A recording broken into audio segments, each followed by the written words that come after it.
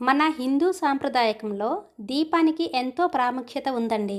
దీపాన్ని వెలిగించడం అంటే మన హృదయంలో అంధకారంతో నిండిపోయిన మన హృదయంలో జ్ఞానజ్యోతిని వెలిగించడం అని అర్థం.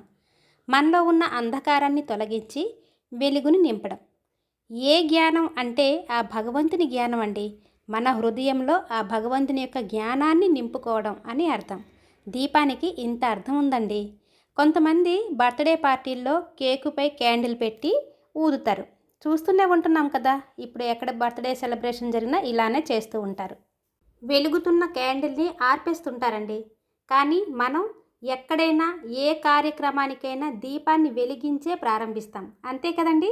ఒక పండగ రోజైనా, పుట్టిన రోజైనా, ఒక సభని ప్రారంభించిన, ఒక కొత్తగా కార్యక్రమాన్ని ప్రారంభించిన ప్రతిదానికి మనం దీపం వెలిగించే దాన్ని ప్రారంభిస్తాం.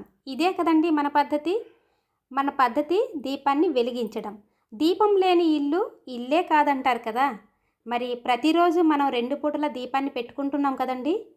దీపానికి అంత ప్రాముఖ్యత ఉందండి. అలాంటి ప్రాముఖ్యత ఉన్న దీపావళి అంటే దీపాల యొక్క ఆవళి. దీపాలను వరుసగా పెట్టి ఆనందంగా ఆ వెలుగులో దీపావళిని జరుపుకుంటాం. అందరికీ దీపావళి శుభాకాంక్షలు.